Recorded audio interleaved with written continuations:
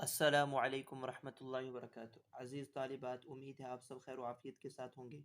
آج ہم سنن ابی داود جلد اول کا سبق نمبر 62 پڑھیں گے۔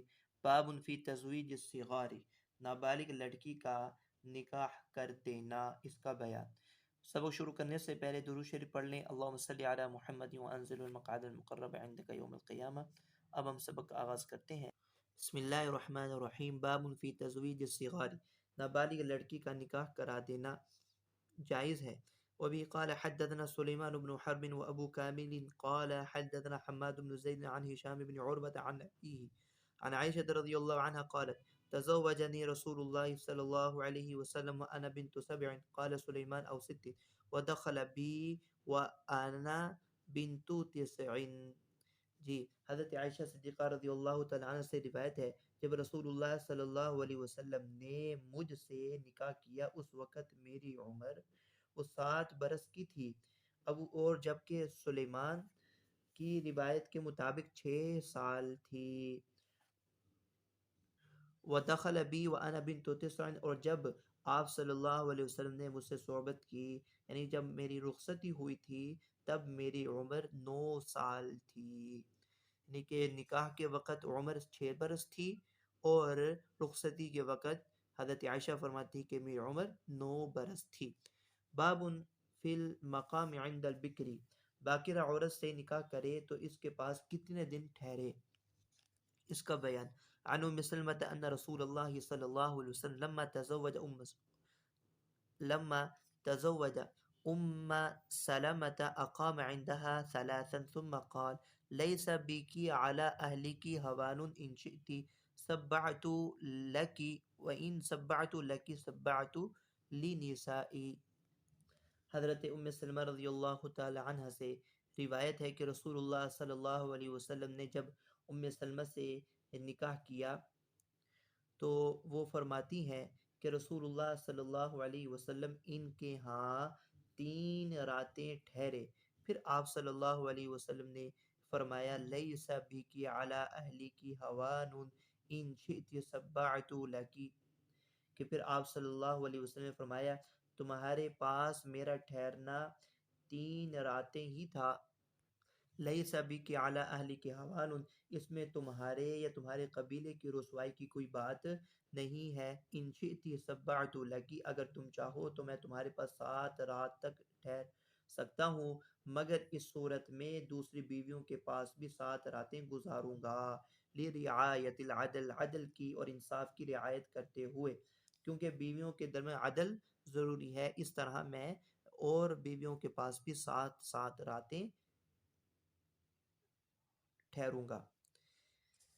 جی، وہ بھی قال حدثنا وهب بن بقية وعثمان بن أبي شيبة عن هشيم عن حميد عن أنس بن مالك قال لما أخذ رسول الله صلى الله عليه وسلم صفية أقام عندها 3، زاد عثمان وكان ثيبا، وقال حدثني هشيم أخبرنا حميد قال حدثنا أنس حدثنا عثمان بن أبي شيبة حدثنا هشيم وإسماعيل بن علي عن خالد الحذاء عن أبي قلابة عن أنس بن مالك قال إذا تزوج البكر على الثيب أقام عندها 7، وإذا تزوج الثيب أقام عندها 3 أقام عندها 3، ولو قلت إنه رفعه لصدقت ولكنه قال السنة كذلك السنة كذلك۔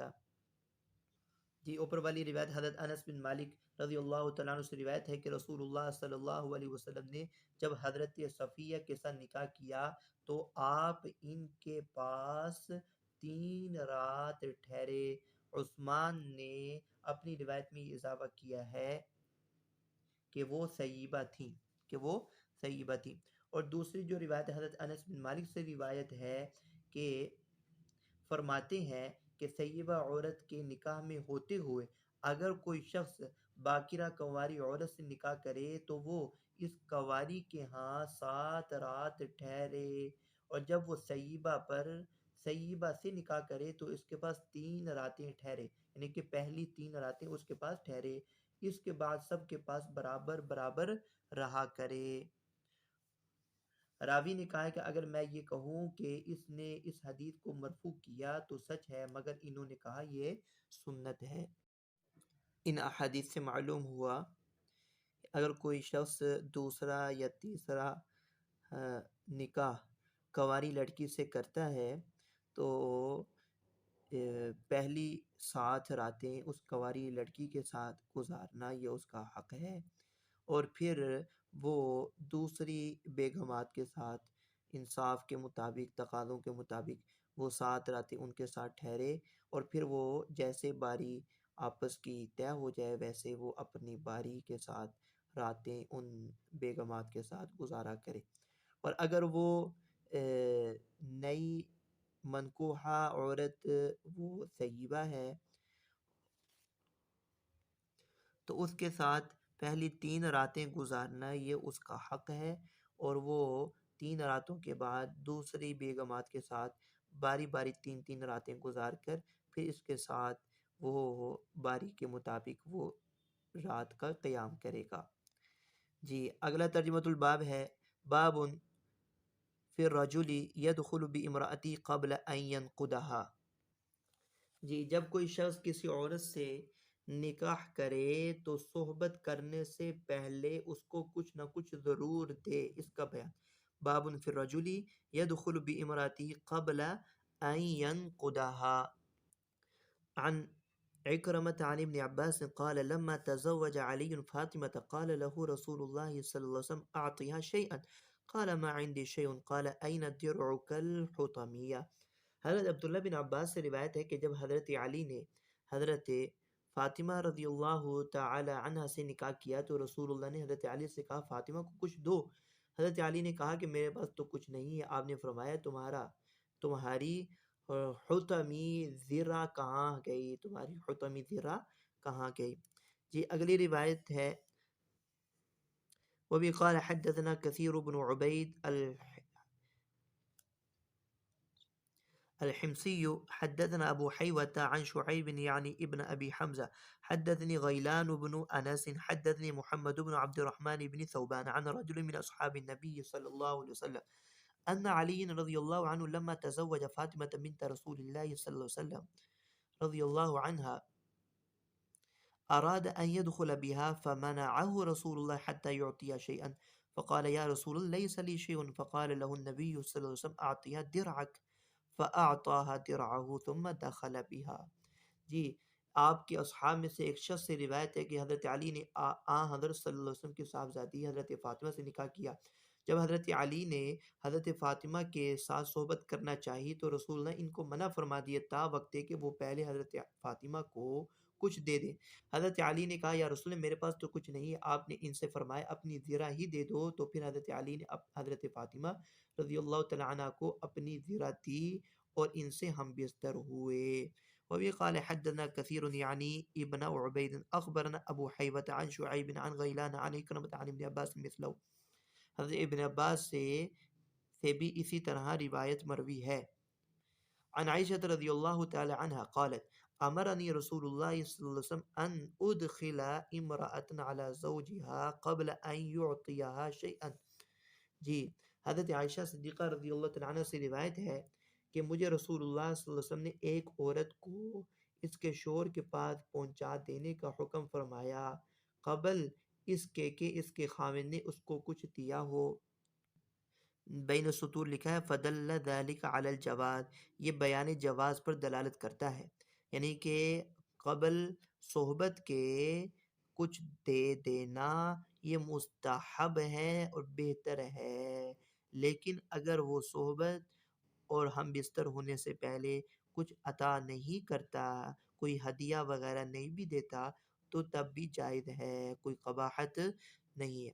وبه قال حدثنا محمد بن معمر حدثنا محمد بن بكر البرساني أخبرنا ابن جريج عن عمرو بن شعيب عن أبي عن جدي قال قال رسول الله صلى الله عليه وسلم أيما امرأة نكحت على صداق أو حباء أو عدة قبل عصمة النكاح فهو لها، وما كان بعد عصمة النكاح فهو لمن أعطيه، وأحق ما أكرم عليه الرجل ابنته أو أخته۔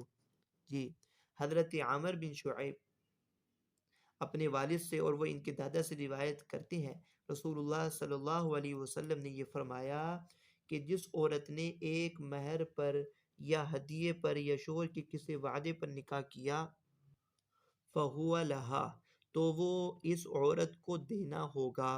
وما کان بعد عصمت النکاح، اور جو چیز نکاح کے بعد ملے تو وہ فہو لمن اعطیہ، جو چیز نکاح کے بعد ملے تو وہ اس کے ولی کی ہوگی، اور سب سے زیادہ حق اس کا اس چیز پر ہے جو بیٹی یا بہن کی وجہ سے ملے۔ فائدہ: جب کوئی شخص کسی عورت سے نکاح کرے تو اس کو چاہیے کہ صحبت کرنے سے پہلے مہر میں سے کچھ نہ کچھ حصہ دے دے، مگر یہ استحباب کے درجے میں ہے، واجب نہیں ہے۔ جبکہ مہر مہر معجل ہو، جو نکاح کے وقت طے ہو چکا ہو کہ تاخیر سے ادا کرنا پڑے گا عند طلب، جو مہر ادا کیا جاتا ہے، تو اس میں سے اگر وہ صحبت سے پہلے کچھ حصہ مہر کا دے دیتا ہے تو یہ مستحب ہے اور بہتر ہے، واجب نہیں ہے، اس کے ذمے نہیں ہے۔ باب فیما یقال للمتزوج، دلہا کو مبارکباد کس طرح دینی چاہیے، اس کا بیان۔ عن ابی ہریرہ ان النبی صلی اللہ علیہ وسلم کان اذا رفع الانسان اذا تزوج قال بارک اللہ لک وبارک علیک وجمع بینکما فی خیر۔ حضرت ابو ہریرہ رضی اللہ تعالی عنہ سے روایت ہے کہ رسول اللہ صلی اللہ علیہ وسلم جب کسی کو شادی کی مبارکباد دیتے تو یوں دعا دیتے: بارک اللہ لک، اے اللہ تجھ کو برکت دے، وبارک علیکا، اور تجھ پر برکت نازل کرے، وجمع بینکما فی خیر، اور تم دونوں کو بھلائی کی توفیق دے، تم دونوں کو بھلائی کی توفیق دے۔ باب الرجل یتزوج المرأة فیجدها حبلا، شادی کے بعد عورت کو حاملہ پانا، اس کا بیان۔ عن سعید بن المسیب عن رجل من الانصار قال ابن ابي السري من اصحاب النبي صلى الله عليه وسلم ولم يقل من الانصار ثم اتفقوا يقال له بصرة قال تزوجت امرأة بكرا في سترها فدخلت عليها فإذا هي حبلى فقال النبي صلى الله عليه وسلم لها الصداق بما استحللت من فرجها والولد عبد لك فإذا ولدت قال الحسن فأجلدها، قال ابن أبي السري فأجلدوها، أو قال فحدوها۔ جی،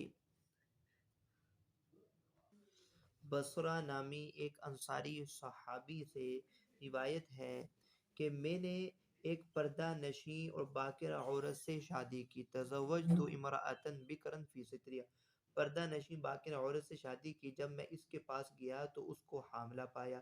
میں نے یہ واقعہ رسول اللہ صلی اللہ علیہ وسلم سے عرض کیا تو آپ صلی اللہ علیہ وسلم نے فرمایا اس کو مہر ملے گا اس حق کے سبب جس کی بنا پر تیرے لیے اس کی شرمگاہ حلال ہوئی، بما استحللت من فرجها، جس سبب اس کی شرمگاہ تیرے لیے حلال ہوئی، اور اس کا بچہ پیدا ہوگا عبد لک، وہ تیرے لیے غلام خادم کے درجے میں ہوگا۔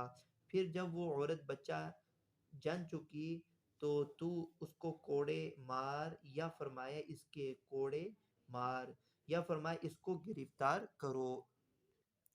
قال ابو داود رواه هذا الحديث قتادة عن سعيد بن يزيد عن ابن المسيب، ورواه يحيى بن أبي كثير عن يزيد بن نعيم عن سعيد بن المسيب، وعطاء الخراساني عن سعيد بن المسيب أرسلوه، وفي حديث يحيى بن أبي كثير أن بصرة بن أكثم نكح امرأة، وكلهم قال في حديث جعل الولد عبدا له۔ امام ابو داود کہتے ہیں کہ اس حدیث کو قتادہ نے بواسطہ سعید بن یزید اور یحییٰ بن ابی کثیر نے بواسطہ یزید بن نعیم اور عطا خراسانی نے سعید بن مسیب سے روایت کیا ہے۔ ان سب نے مرسل روایت کیا ہے۔ یحییٰ بن ابی کثیر کی روایت میں ہے کہ بصرہ بن اکثم نے ایک عورت سے نکاح کیا، اور ہر ایک نے اپنی حدیث میں کہا ہے نبی کریم صلی اللہ علیہ وسلم نے بچے کو اس کا غلام قرار دیا، جعل ولد عبدا لہو، اس شخص کے بصرہ نامی شخص کا غلام قرار دیا۔ جی، فائدہ: ولد الزنا کے متعلق تمام علماء کا اتفاق ہے، اگر اس کی ماں آزاد ہے تو اس کا بچہ بھی آزاد ہی ہوگا، وہ غلام نہیں ہوگا۔ علماء نے پھر اس حدیث کی یوں تعویل کی ہے کہ وہ بچہ مثل غلام کے تیری حفاظت و خدمت میں رہے گا، یہاں سے عبد سے حقیقتاً غلام مراد نہیں ہے بلکہ خادم مراد ہے. جیسے بین السطور بھی یہ لکھا وہ خادم الک، کہ آپ صلی اللہ علیہ وسلم نے اس بچے کو خادم قرار دیا کہ وہ بچہ تیرے لیے خدمت گزار ہوگا اور تیرا خادم ہوگا. یہ عبد حقیقی غلام نہیں ہے. وبه قال حدثنا محمد بن المثنى حدثنا عثمان بن عمر حدثنا علي يعني ابن المبارك عن يحيى عن يزيد بن نعيم عن سعيد بن المسيب أن رجلا يقال له بصرة بن أكثم نكح امرأة فذكر معناه زاد وفرق بينهما وحديث ابن جريج أتم. آپ صلی اللہ علیہ وسلم، اس میں یہ بھی اضافہ ہے کہ آپ صلی اللہ علیہ وسلم نے ان دونوں کے درمیان تفریق کرا دی. ابن جریج کی پہلی والی روایت زیادہ مکمل ہے. باب فی القسم بین النساء، عورتوں میں برابری کرنے کا بیان. عن ابی ہریرہ عن النبی صلی اللہ علیہ وسلم قال من كانت له امرأتان فمال الى احداهما جاء يوم القیامة وشقه مائل. حضرت ابو ہریرہ رضی اللہ تعالیٰ عنہ سے روایت ہے کہ رسول اللہ نے فرمایا جس کے نکاح میں دو عورتیں ہوں، من کانت لہو امرأتان، مراد یہ ہے کہ دو ہوں یا دو سے زائد، دو عورتیں ہوں اور وہ کسی ایک کی طرف مائل ہو، یعنی دوسری بیویوں سے شب باشی، موانست اور کھانے پینے میں برابری نہ کرتا ہو، تو وہ قیامت کے دن اس حال میں اللہ کے حضور پیش ہوگا کہ اس کا آدھا بدن مفلوج ہوگا. وشقہ مائل، کہ اس کا آدھا بدن وہ مفلوج ہوگا. جی، ہر عورت کو برابر حق حاصل ہے، اس لیے ان میں عدل ضروری ہے، لیکن جماع میں مساوات ضروری نہیں ہے. صحبت میں برابری ضروری نہیں ہے. ہاں یہ کہ رات اس کے پاس گزارنے میں برابری ضروری ہے، نیز باری میں برابری ضروری ہے، اور اس برابری میں باکرہ طیبہ جدیدہ قدیمہ سب برابر ہیں.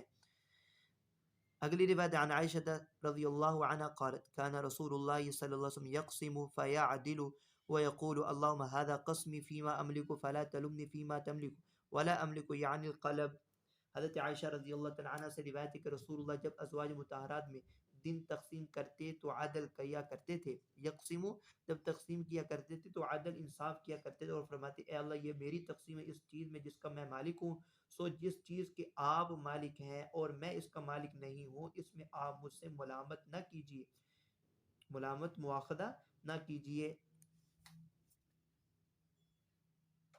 امام ابو داود کہتے ہیں کہ حضور صلی اللہ علیہ وسلم کے اس قول کے جس چیز کے آپ مالک ہیں اور میں اس کا مالک نہیں ہوں، اس سے مراد دل ہے. یعنی کہ دل میرا کسی ایک کی طرف اگر مائل ہے اس کا میرا اختیار نہیں ہے کسی، لیکن شب گزاری میں وہ میں انصاف کرتا ہوں اور برابری کرتا ہوں، اور ان کے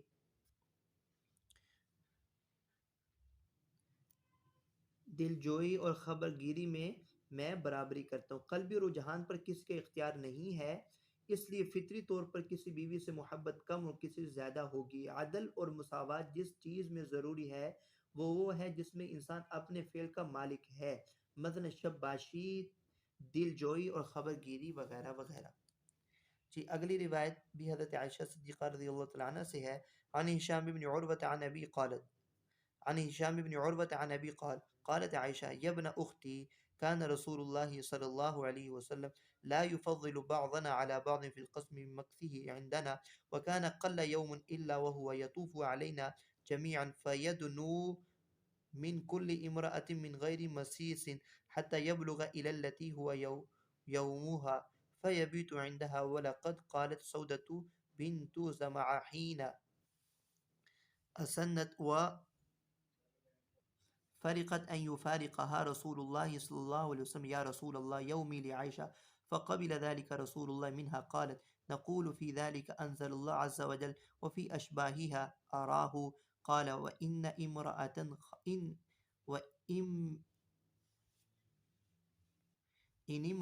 خافت من بعلها نشوزا.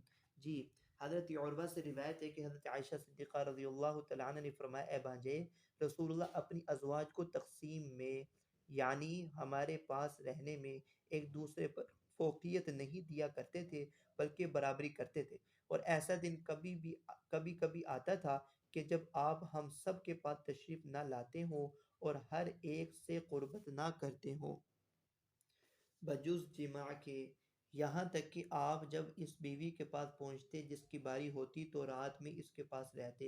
جب سودا بنت زمعہ بوڑھی ہو گئیں اور یہ خیال ہوا کہ کہیں آپ ان کو چھوڑ نہ دیں، یعنی طلاق نہ دے دیں، تو انہوں نے اپنی باری حضرت عائشہ کو بخش دی، جس کو آپ صلی اللہ علیہ وسلم نے قبول فرما لیا۔ حضرت عائشہ صدیقہ رضی اللہ تعالیٰ عنہ فرماتی ہیں کہ حضرت سودا بنت زمعہ ہی کے مسئلے پر یہ آیت نازل ہوئی، یعنی وہ انہی مرأتن خافت من بعلیہا نشوزن، یعنی اگر کسی عورت کو اس بات کا اندیشہ ہو کہ اس کا شوہر اس سے اعراض برتے یا زیادتی کرے گا تو اس میں کوئی حرج نہیں ہے کہ وہ دونوں آپس میں صلح کر لیں، اور صلح ہی بہتر ہے۔ ان امرأۃ خافت من بعلیہا نشوزا او اعراضا فلا جناح علیہما ان یصلحا بینہما صلحا والصلح خیر، صلح کر لینا ہی بہتر ہے۔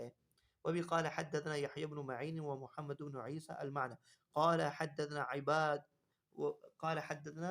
عباد بن عباد عن عاصم عن معاذة عن عائشة قالت كان رسول الله صلى الله عليه وسلم يستأذنون إذا كان في يوم المرأة منا بعدما نزلت ترجي من تشاء منهن وتؤوي إليك من تشاء. قالت معاذة فقلت لها ما كنت تقولين لرسول الله؟ قالت كنت أقول إن كان ذاك إلي لم أوثر أحدا على نفسي. جی، حضرت عائشہ صدیقہ رضی اللہ تعالیٰ عنہ سے روایت ہے کہ رسول اللہ اس آیت کے نازل ہونے کے بعد ہم میں سے اس عورت سے اجازت لیا کرتے تھے جس کی اس رات باری ہوتی تھی، اس بات کی اجازت لیتے کہ وہ کسی دوسری بیوی سے ہم بستر ہوں، اور وہ آیت یہ ہے ترجی من تشاء منہن وتؤوی الیک من تشاء، یعنی آپ کو اختیار ہے کہ جس کو چاہے اپنے پاس جگہ دیں اور جس کو چاہے پیچھے کر دیں۔ حضرت معاذہ کہتی ہیں کہ میں نے حضرت عائشہ سے پوچھا کہ ایسے موقع پر تم کیا کہتی تھی؟ وہ بولی کہ میں کہتی کہ اگر میرا بس چلے تو میں اپنے اوپر کسی کو ترجیح نہ دوں، لم اوثر احدا علی نفسی، میں اپنے اوپر کسی کو ترجیح نہ دوں۔ عن عائشة رضي الله تعالى عنها أن رسول الله صلى الله عليه وسلم بعث إلى النساء يعني في مرضي فاجتمعنا فقال إني لا أستطيع أن أدور بينكن فإن رأيتن أن تأذن لي فأكون عند عائشة فعلتن فأذن له۔ حضرت عائشہ رضی اللہ تعالیٰ عنہ سے روایت ہے رسول اللہ مرض الوفات میں اپنی سب ازواج مطہرات کو بلا بھیجا۔ آپ صلی اللہ علیہ وسلم نے اپنی سب ازواج کو بلا بھیجا مرض الوفات میں، پس سب جمع ہو گئیں۔ آپ صلی اللہ علیہ وسلم فرمایا اب مجھ میں اتنی استطاعت نہیں کہ تم سب کے پاس آؤں، اگر اجازت دو تو میں بقیہ ایام عائشہ کے پاس گزار دوں، تو ان سب نے اجازت دے دی۔ فَإِنْ رَأَيْتُنَّ أَن تَأْذَنَّ لِي فَأَكُونَ عِنْدَ عائشہ، اگر تم اجازت دو تو میں بقیہ ایام عائشہ کے پاس گزار لوں، فَعَلْتُنَّ فَأَذِنَّ لِي، چنانچہ ان سب نے آپ صلی اللہ علیہ وسلم کو اجازت دے دی۔ چنانچہ اس کے بعد آپ صلی اللہ علیہ وسلم تا دم آخر حضرت عائشہ رضی اللہ تعالیٰ عنہ ہی کے پاس رہے اور انہی کے پاس آپ صلی اللہ علیہ وسلم کی وفات ہوئی۔ اگلی روایت عن ابن شهاب أن عروة بن الزبير حدثه أن عائشة زوج النبي صلى الله عليه وسلم قالت كان رسول الله صلى الله عليه وسلم إذا أراد سفرا أقرع بين نسائه فأيتهن خرج سهمها خرج بها معه، وكان يقسم لكل امرأة منهن يومها وليلتها، غير أن سودة بنت زمعة وهبت يومها لعائشة رضي الله عنها۔ یہ حضرت عائشہ صدیقہ رضی اللہ تعالیٰ عنہ سے روایت ہے کہ رسول اللہ جب کسی سفر میں جانے کا ارادہ کرتے تو ازواج کے درمیان قرعہ اندازی کرتے، پس قرعہ اندازی جس کا نام نکلتا اس کو ساتھ لے جاتے، ہر عورت کے لیے ایک دن اور ایک رات مقرر کرتے سوائے سودا بنت زمعہ کے، کیونکہ انہوں نے اپنی باری حضرت عائشہ کو بخش دی تھی۔ باب فی الرجل یشترط لها، یشترط لہا دارہا، شوہر عورت کو دوسرے ملک میں نہ لے جانے کی شرط کرے۔ جی وبی قال حدثنا عیسی بن حماد اخبرنا اللیث عن یزید بن ابی حبیب عن ابی الخیر عن عقبۃ بن عامر عن رسول اللہ صلی اللہ علیہ وسلم انه قال ان احق الشروط ان توفوا به ما استحللتم به الفروج۔ جی حضرت عقبہ بن عامر رضی اللہ تعالی عنہ سے روایت ہے کہ رسول اللہ صلی اللہ علیہ وسلم نے فرمایا تمام شرائط میں ان شرائط کا پورا کرنا تمہارے لیے سب سے زیادہ ضروری ہے جن کے سبب تم نے شرمگاہیں حلال کی ہیں۔ تمام شرائط میں ان شرائط کا پورا کرنا تمہارے لیے سب سے زیادہ ضروری ہے جس کے سبب تم نے شرمگاہوں کو حلال کیا ہے۔ یعنی اگر بوقت نکاح یہ شرط قرار پائے کہ عورت کوئی بھی شرط قرار پائے تو اس شرط کی پابندی لازمی ہوگی، تو اس شرط کی پابندی کرنا لازمی۔ اسی طرح اگر بوقت نکاح یہ شرط قرار پائے کہ عورت کو اپنے ملک سے باہر نہیں لے جائے گا تو اس شرط کی پابندی بھی شوہر کے ذمہ لازمی ہے، اس شرط کی پابندی بھی شوہر کے ذمہ لازمی ہے۔ اسی طرح اور بھی اگر شرائط جو شرط طے بوقت نکاح طے ہو تو اس شرط کی پابندی کرنا لازمی ہے۔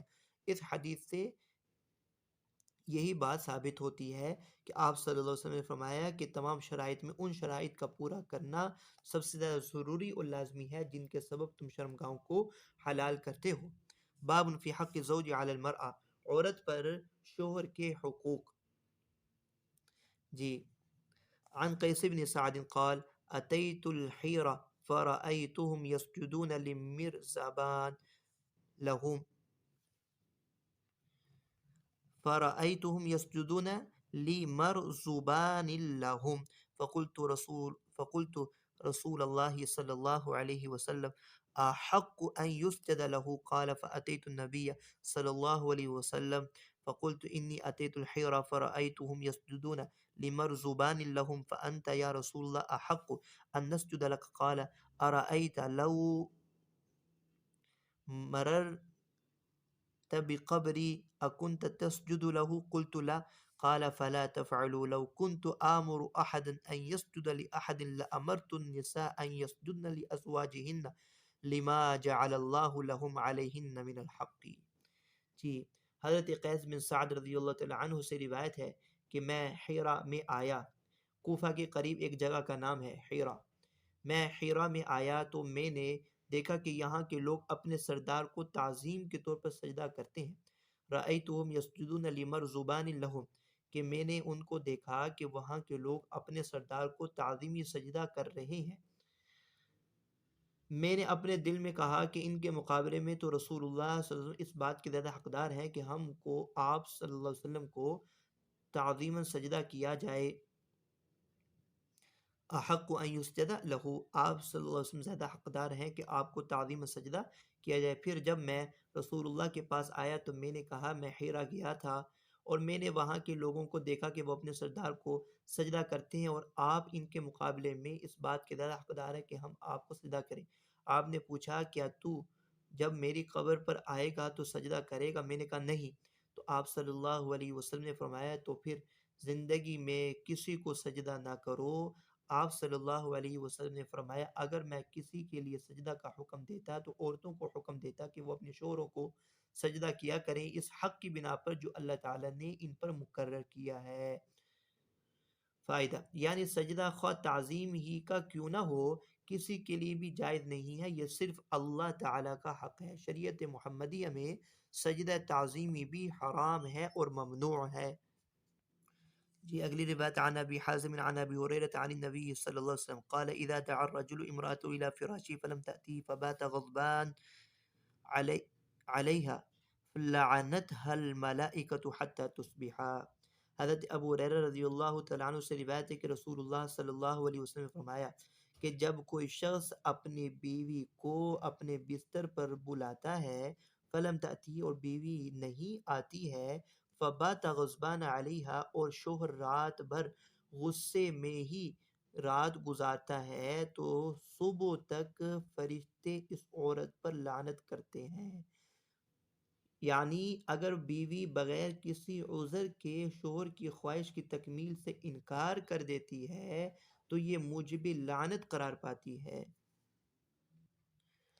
جی باب فی حق المرأة علی زوجہا. آگے آ رہا ہے کہ شوہر کے ذمے عورت کا کیا حق ہے، اس کا بیان. جی عن حکیم بن معاویة القشیری عن ابیہ قال قلت یا رسول اللہ ما حق زوجت احدنا ما حق زوجت احدنا علیہ قال ان تطعمها اذا طعمت وتكسوها اذا اكتسيت او اكتسبت ولا تضرب الوجه ولا تقبح ولا تهجر الا في البيت. حضرت حکیم بن معاویہ قشیری اپنے والد سے روایت کرتے ہیں کہ وہ فرماتے ہیں کہ میں نے پوچھا کہ بیوی کا ہم پر کیا حق ہے. ما حق زوجتی احدنا علیہ، ہماری بیویوں کا ہم پر کیا حق ہے. آپ صلی اللہ علیہ وسلم نے فرمایا جب تو کھانا کھائے تو اس کو بھی کھلائے اور جب کپڑا پہنے تو اس کو بھی پہنائے اور اس کے منہ پر مت مار اور برا بلا مت کہہ اور گھر کے سوا اس سے جدا مت رہ. یعنی اگر تنبیہ کی ضرورت پیش آئے تو اس کو گھر سے جدا مت کر بلکہ گھر ہی میں رہتے ہوئے جدائی اختیار کر لے، اور اس کی کسی غلطی پر مارنا پڑ جائے تو اس بات کا خیال رکھ کے منہ پر نہ مارے، منہ پر نہ مارنا چاہیے. وبی قال حدثنا محمد بن بشار حدثنا يحيى حدثنا بهز بن حكيم حدثنا أبي عن جدي قال قلت يا رسول الله نساؤنا ما نأتي منهن وما نذر قال ائتي حرثك أن شئت وأطعمها إذا طعمت واكسها إذا اكتسيت ولا تقبح الوجه ولا تضرب. قال أبو داود رواه شعبة تطعمها إذا طعمت وتكسوها إذا اكتسيت. جی حضرت بحز بن حکیم کے دادا سے روایت ہے کہ میں نے رسول اللہ صلی اللہ علیہ وسلم سے پوچھا کہ ہم اپنی عورتوں سے کس طرح جماع کریں. نساؤنا ما نأتی منہن وما نذر، اور کس طرح نہ کریں، کن باتوں کا خیال رکھیں اور کن باتوں سے ہم بچیں. آپ صلی اللہ علیہ وسلم نے فرمایا ائتی حرثک انا شئتا، کہ تو اپنی کھیتی میں جس طرح چاہے آ، جب تو کھانا کھا تو اس کو بھی کھلا اور جب تو کپڑا پہنے تو اس کو بھی پہنا، اس کے چہرے کو نہ مار، برا بلا مت کہہ، برا بلا مت کہہ. امام ابو داود نے کہا ہے کہ شعبہ کی روایت میں اس طرح ہے تطعمها اذا طعمت وتكسوها اذا اكتسيت.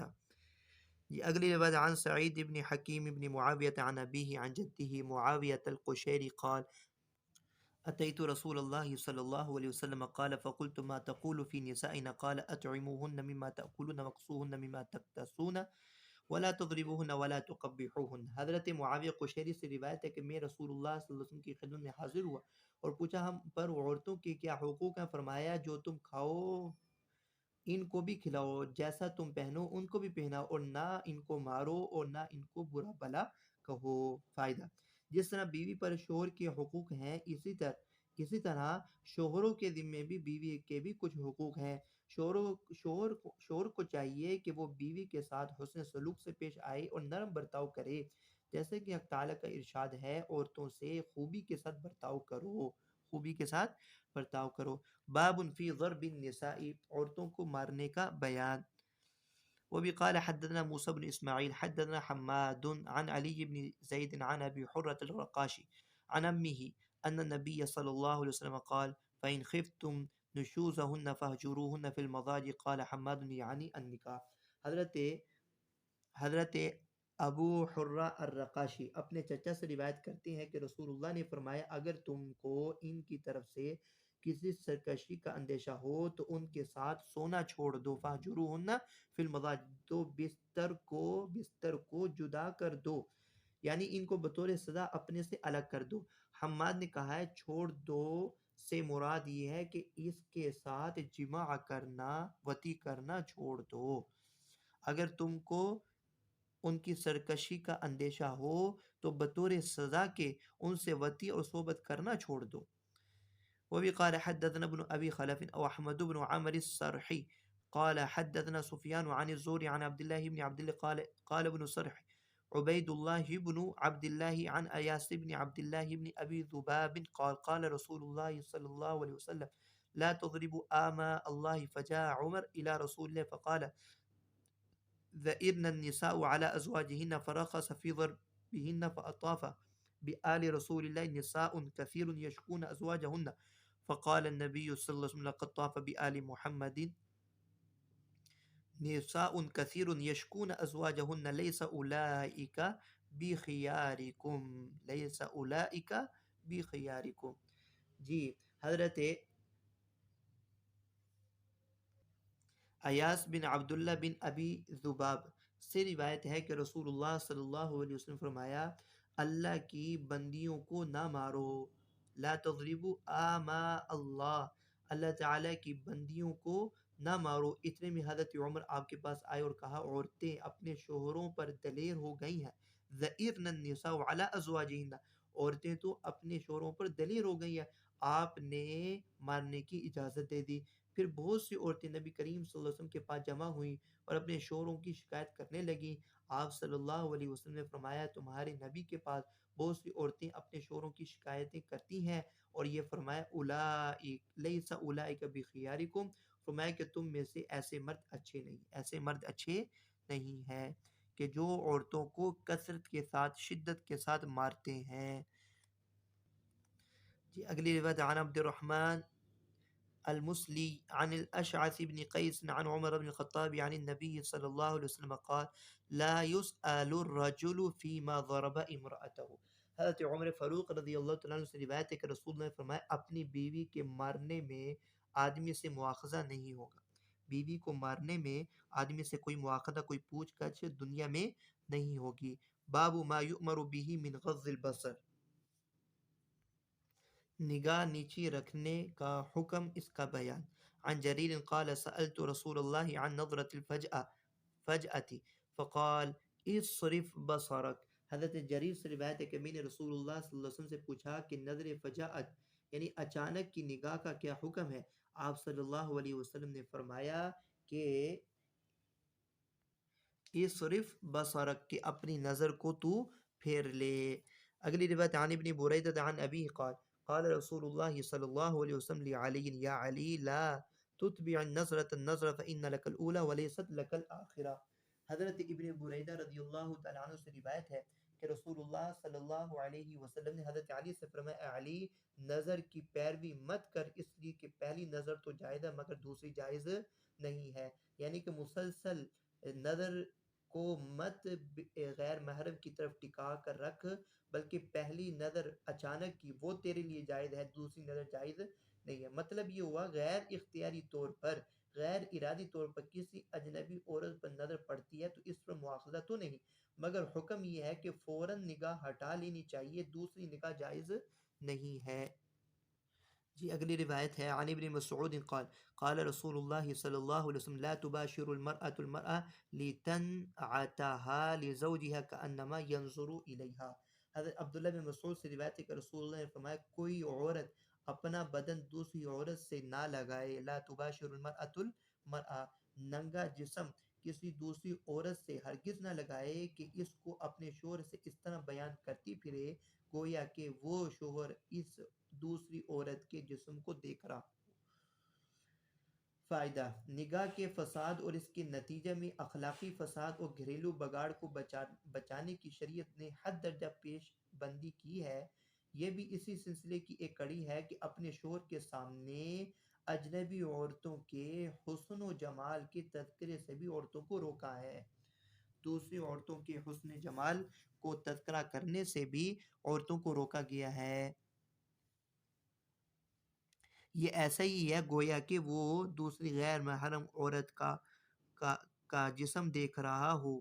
وہ بھی قال حدثنا مسلم بن ابراہیم قال حدثنا هشام عن أبي الزبير عن جابر أن النبي صلى الله عليه وسلم رأى امرأة فدخل على زينب بنت جحش فقضى حاجته منها ثم خرج إلى أصحابه فقال لهم إن المرأة تقبل في صورة شيطان فمن وجد من ذلك فليأتي أهله فإنه يضمر ما في نفسه. جی حضرت جابر رضی اللہ یہ حضرت جابر رضی اللہ تعالیٰ عنہ سے روایت ہے کہ جناب نبی کریم صلی اللہ علیہ وسلم نے ایک عورت کو دیکھا، پھر آپ صلی اللہ علیہ وسلم اپنی بیوی زینب بنت جہش کے پاس گئے اور ان سے اپنی ضرورت پوری کی۔ اس کے بعد آپ اپنے اصحاب کے پاس تشریف لائے اور فرمائے عورت شیطان کے روپ میں سامنے آتی ہے، یقبلو فی صورت شیطان، تقبل فی صورت شیطان، شیطان کی صورت میں سامنے آتی ہے، پس جس کے ساتھ اس طرح کی صورت پیش آئے تو اسے چاہیے کہ وہ اپنی بیوی کے پاس آئے اور اس سے صحبت کرے، اسی طرح اس کے دل میں جو وسوسہ ہوگا وہ نکل جائے گا، جو وسوسہ ہوگا وہ نکل جائے گا۔ اگلی روایت قال ابو ہریرہ عن النبی صلی اللہ علیہ وسلم ان اللہ كتب على ابن آدم حظه من الزنا ادرك ذلك لا محالة فزين العينين النظر وزين اللسان المنطق والنفس تمنى وتشتهي والفرج يصدق ذلك ويكذبه. جی اوپر عن ابن عباس قال ما رأيت شيئا أشبه باللمم مما قال أبو هريرة عن النبي صلى الله عليه وسلم إن الله كتب على ابن آدم حظه من الزنا أدرك ذلك لا محالة فزنا العينين النظر وزنا اللسان المنطق والنفس التمنى وتشتهي والفرج يصدق ذلك ويكذبه.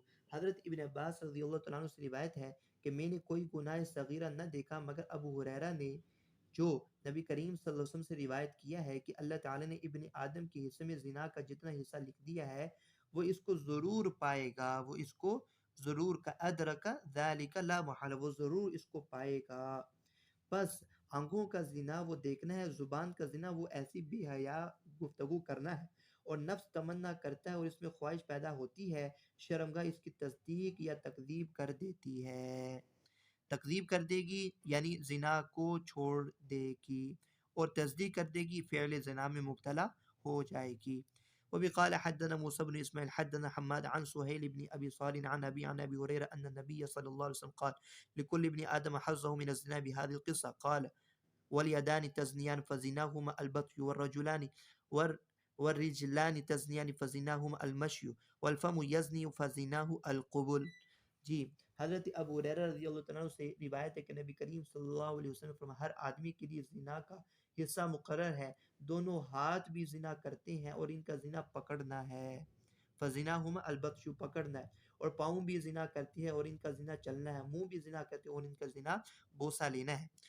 جی عن ابی ہریرہ عن النبی صلی اللہ علیہ وسلم بهذا القصة قال والأذن زناها الاستماع. حضرت ابو ہریرہ سے یہی قصہ ایک دوسری سند کے ساتھ بھی مذکور ہے، اس میں یہ بھی اضافہ ہے کہ کانوں کا زنا سننا ہے، کانوں کا زنا سننا ہے، یعنی ہر چند کے یہ چیزیں نہ زنا ہیں اور نہ زنا کے درجے میں گناہ، مگر چونکہ یہ زنا کا ذریعہ بن جاتے ہیں اس لیے تاکیداً ان کو بھی زنا کہا گیا ہے، لہذا ان سے بھی اسی طرح بچنا چاہیے جس طرح زنا سے بچا جاتا ہے۔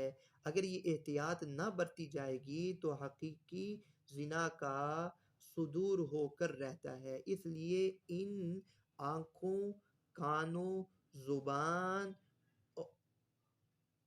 ہاتھوں اور پاؤں، ان تمام کے تمام ارکان کو ان اسباب زنا سے بچانا ضروری اور لازمی ہے، وگرنہ زنا کے فعل قبیح میں واقع ہو جانا کوئی محال نہیں ہے۔